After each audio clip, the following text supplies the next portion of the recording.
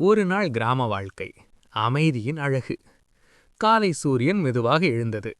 கோழியின் கூவல், பசுமை நிறைந்த வயல்கள், மரங்களுக்குள் பறவைகளின் இசை. அதுவே அந்த கிராமத்தின் காலை வணக்கம். சின்ன குடிசைகளிலிருந்து மண்ணின் மணத்தோடு புகை எழுந்தது. அம்மாக்கள் மண்ணடுக்குள் காஃபி கொதிக்க வைத்தார்கள். அந்த வாசனை ஊரையே நிரப்பியது. காஃபி. பாட்டிகள் வீட்டு முன் தண்ணீர் தெளித்து கோலம் போட்டார்கள். அந்த கோலத்தில் ஒரு அமைதி இருந்தது.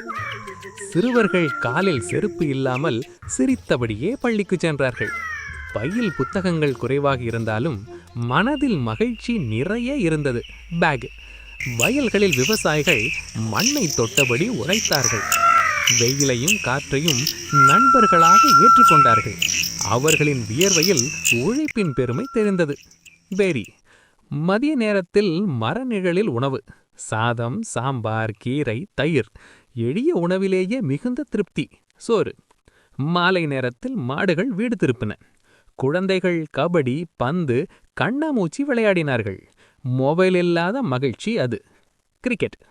சூரியன் மறைய வானம் செம்மஞ்சள் நிறமாக மாறியது. விளக்குகள் ஏற்றப்பட்டன. வீட்டின் முன் குடும்பம் கூடி அன்று நடந்ததை பேசினார்கள்.